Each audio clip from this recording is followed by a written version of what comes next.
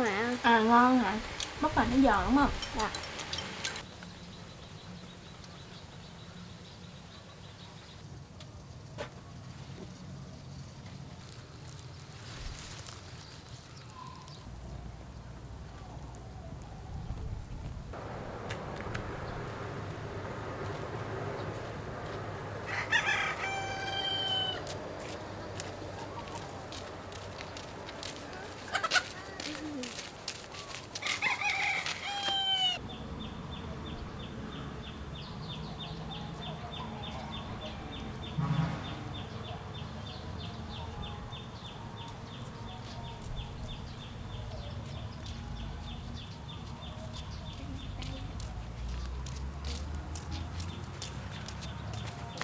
Bây giờ mẹ hái bắp. Con ngồi đây chơi, mẹ đi vô hái bắp rồi nha.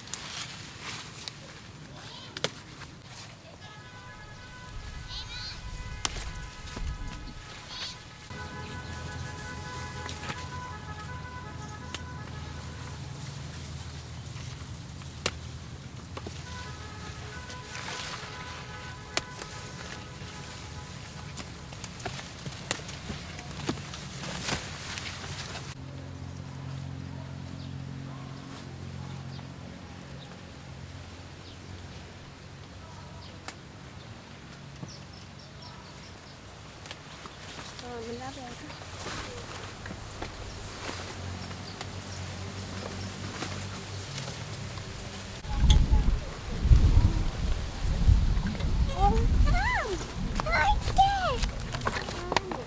Mình đổ vô đây rồi lát nữa mình đi hái bưởi nha. Mẹ ơi con theo quả táo của Ừ. con nữa. Rồi, đi con. Mẹ con theo quả táo con.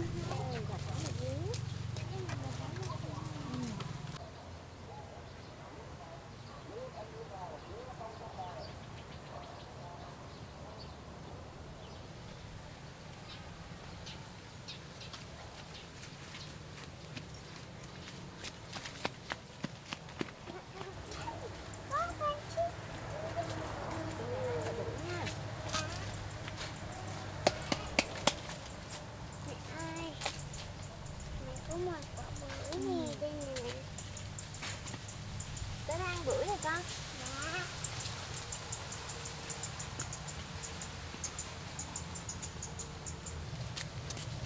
Mình ngồi xuống ăn bưởi nha.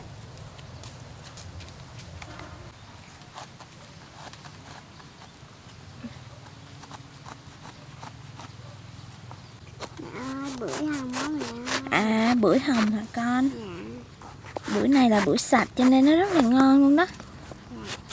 Có hồng không mẹ? Có con. Năm trăm qua ước mơ của mẹ là gì? Mẹ phấn thanh định lo mẹ cho con một bước cấp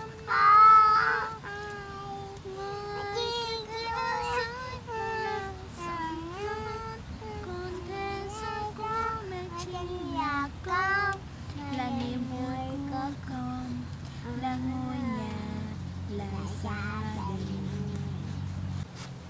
Con hãy từng hỏi ước mơ của mẹ thế nào. Đã quá lâu cũng chẳng ai hỏi mẹ như thế. Suy chút nữa mẹ cũng quên mẹ từng nói là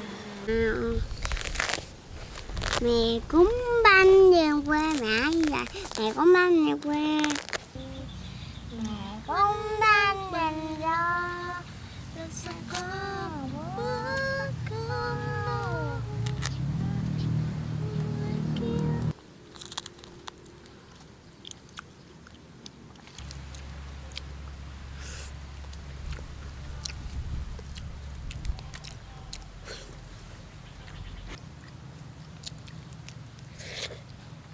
Này con.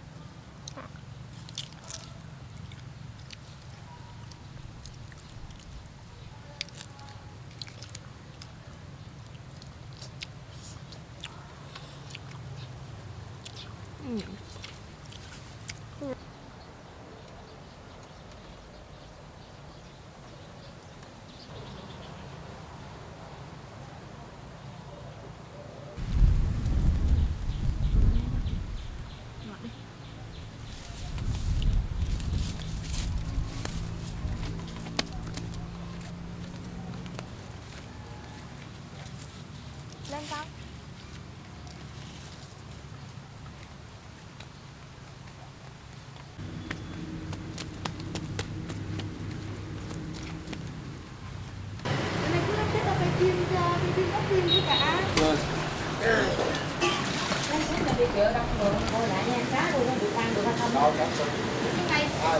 Đã tính ra chạy thứ gì phải giơ tay.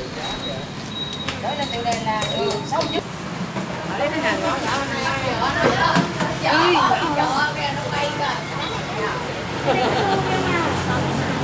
Mặt là đối tình nhau nha. Nhau. Nhau. Anh có tay luôn nè, anh có tay dễ thử chưa? Nào vậy nè, cắt nè. Có thằng Thơ, thằng Phúc kêu có thằng Thơ, thằng này thằng Thơ. Taxi là anh đó nữa. Đúng là thằng bé á. Em thử lại. Thằng ngoài đẹp kia.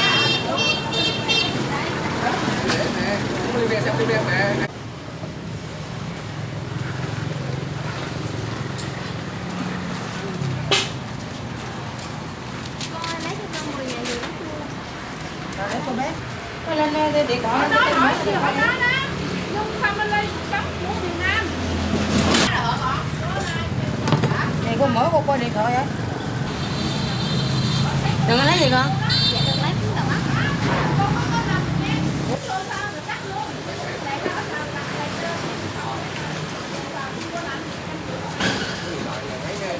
YouTube là loại YouTube là loại thằng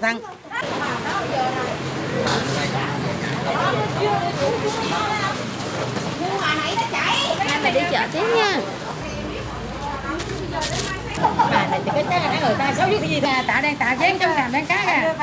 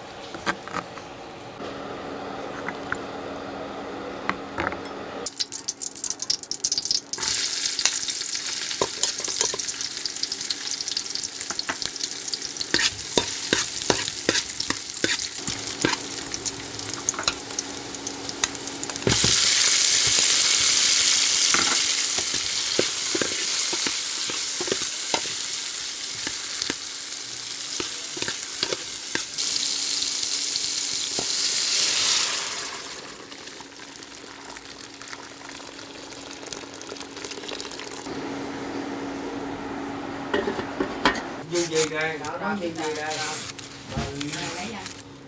Quá nó có mua đâu.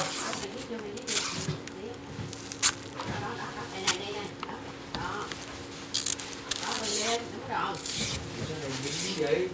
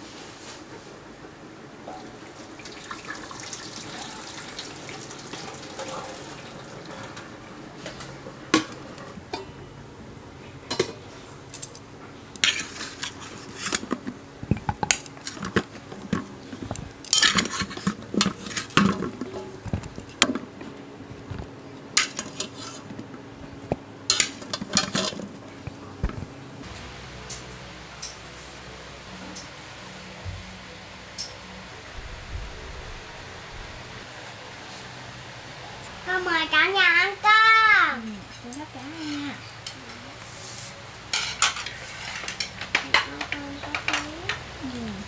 Sống hả? Tục người ấy hả? Lục xô hả?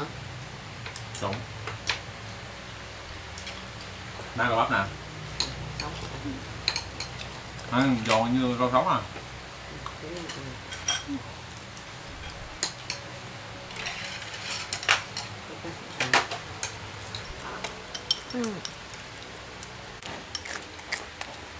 Ngon mẹ. À ngon hả?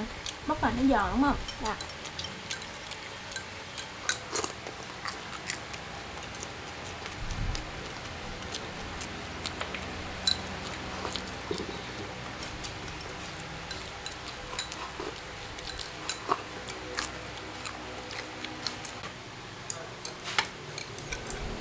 Để em bị cho con muỗng cào ở trong can